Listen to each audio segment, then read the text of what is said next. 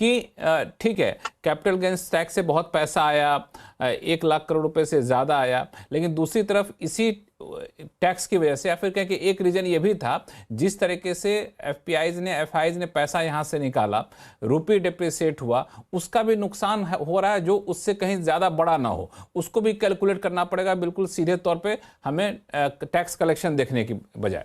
संजय सिन्हा साहब, तो अगर आप बाजार के पहलू से देखें तो रुपये का जो डिप्रिसिएशन हुआ है वो बाजार के लिए नेगेटिव रहा हो।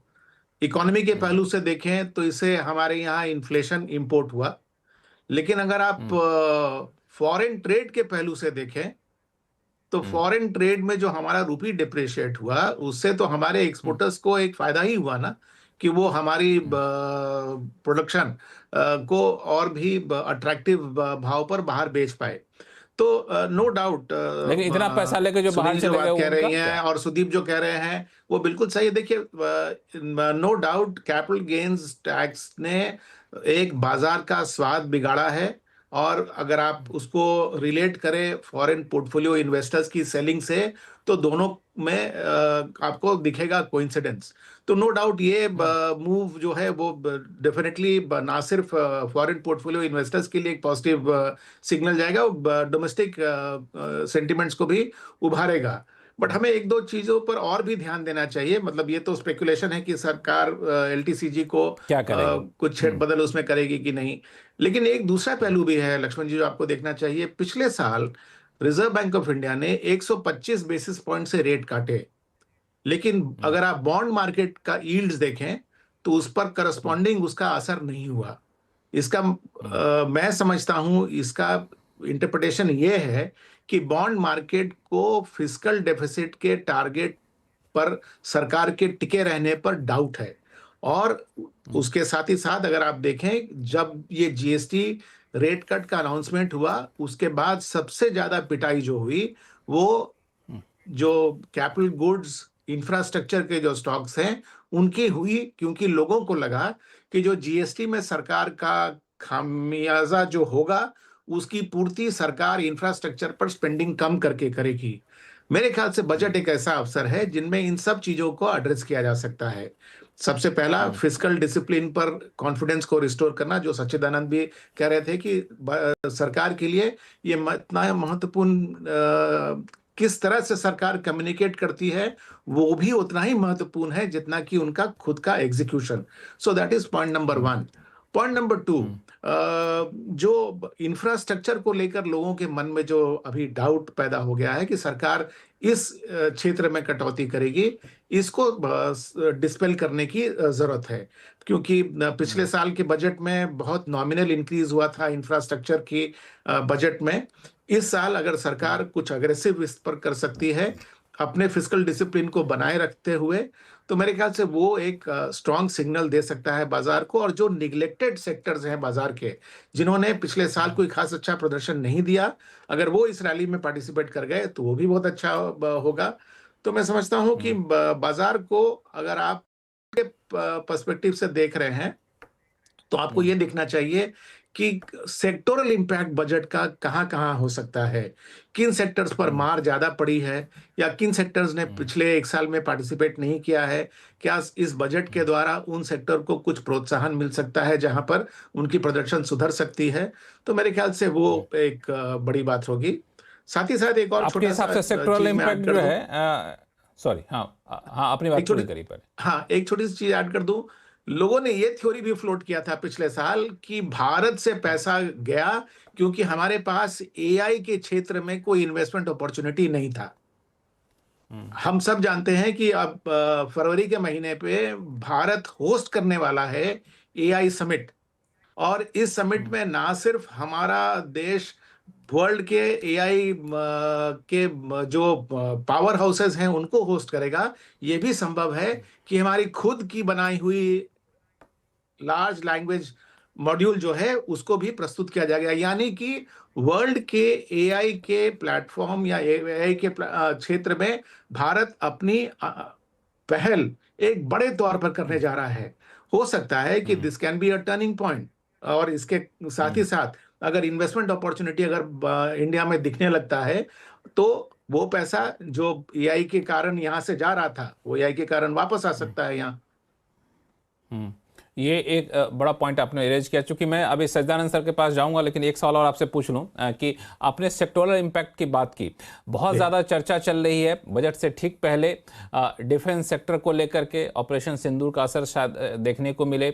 एआई पे बजट से ठीक पहले प्रधानमंत्री का एआई के कई राज्यों के साथ बैठक करना, एआई पर जोर देना, ये सब क्या इशारे कर रहा है? ये सारी चीज़ें बजट में एक लोग इस पे उम्मीद लगाए बैठे रहेंगे इन सारे सेक्टर को लेकर के।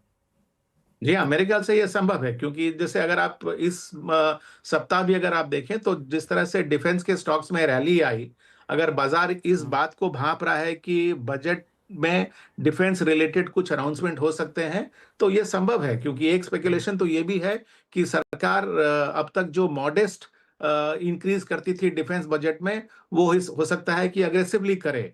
दूसरी बात, मैन्युफैक्चरिंग सेक्टर में अगर आप देखें तो प्रोडक्शन लिंक्ड इंसेंटिव ने बहुत बड़ा योगदान दिया है हमारे डोमेस्टिक मैन्युफैक्चरिंग को रिवाइव करने में।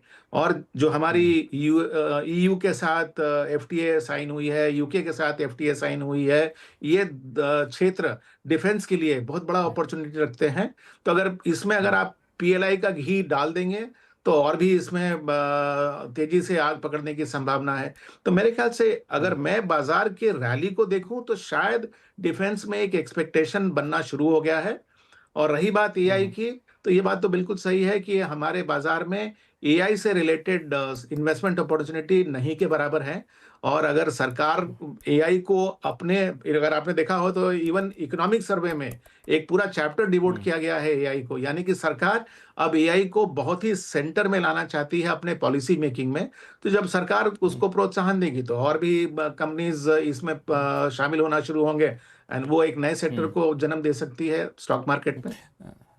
ठीक है, सज्जानंद जी, आप इसमें कुछ ऐड करना चाहेंगे? जी बिल्कुल, ये एक पहलू है क्लोज के ना आने का।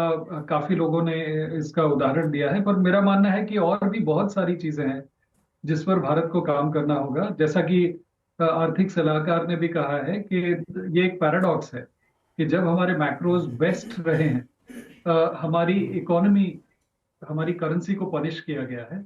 मुझे लगता है और भी चीजों पर ध्यान देने की जरूरत है। हमको ग्रोथ को और सस्टेनेबल बनाने के लिए काम करना होगा। रेजिलियंस, जैसा कि आर्थिक सलाहकार ने कहा है कि 2-3 बकेट्स में उन्होंने डिवाइड किया है कि क्रिटिकल वल्नरेबिलिटीज जहां जहां है।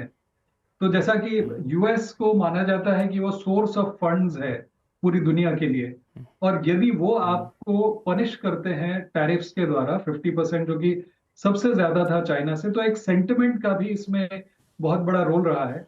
पर मुझे लगता है वल्नरेबिलिटी हमारी ज्यादा रही है, उसको ठीक करने की जरूरत है। तो क्रिटिकल वल्नरेबिलिटीज कहाँ कहाँ है?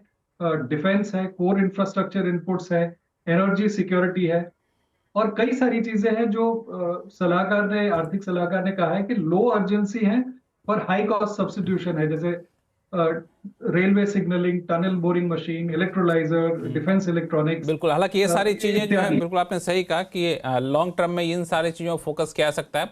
और पिछले कुछ समय से देखने को मिला है कि इकोनॉमिक सर्वे को लेकर के जो बातें कही जाती हैं, उससे कुछ न कुछ झलक आपको बजट में या फिर बजट के बाद के दिनों में देखने को मिलती है। एक तरीके से बेहतर तालमेल दिख रहा होता है। आर्थिक सलाहकार बिल्कुल एक अलग साइलोज में बैठ कर नहीं बना रहे होते इकोनॉमिक सर्वे, ये दिखा है पिछले कुछ महीनों में। सुनील सुवर्णम साहब, समय चूंकि शो का अब खत्म हो रहा है, मैं आपसे पूछूं कि अब बजट पेश होने के बाद बाजार यहां से कहां जाएगा? बजट आने के बाद पता चला कि पहले पता चल रहा है आपको? देखिए, मेरे ख्याल में बजट के ऊपर इतना बड़ा बोझ मत डालिए, क्योंकि बाजार को कहीं जाना है तो एफपीआईज को वापस आना है। और एफपीआईज को खाली बजट से नहीं, बजट के कारण ईपीएस ग्रोथ में कैसे वापसी दिख सकती, रिफॉर्म ओरिएंटेड होगी और फिस्कल डिसिप्लिन को मेंटेन करेगी और इंडिया की लॉन्ग टर्म ग्रोथ प्रोस्पेक्ट को सपोर्ट करेगी, तो फिर आप एफआईएस की थोड़ी वापसी एंटिसिपेट कर सकते हैं। तो मेरे ख्याल में अगर ये सब हुआ तो लाइफ टाइम हाई छूने में करीबन महीने के अंदर। बट राइडर क्या है कि ये अर्निंग सीजन को भी सपोर्ट करना चाहिए मार्केट को, क्योंकि अभी तक वो नहीं हुआ है। बिल्कुल आपने सही कहा कि अर्निंग सीजन को सपोर्ट करना चाहिए और बजट से ज़्यादा एफपीआई इन लोगों को पे नज़रें टिकी रहेंगी। और ये अपने आप में बिल्कुल अलग बजट इसी मायने में है। बाजार को भी बजट से ज़्यादा इंतजार है कि अमेरिका के साथ डील कब हो जाए, एफपीआई एफआईज कब वापस आना शुरू हो जाए। टैक्स पेयर्स को कोई उम्मीद नहीं है, इंडस्ट्री को कोई उम्मीद नहीं है कि हमें कुछ राहत चाहिए। बस आप कर दिए जो कर रहे हैं, कुछ नुकसान मत करिएगा, बस इसी का ख्याल रखिएगा। इसी उम्मीद के साथ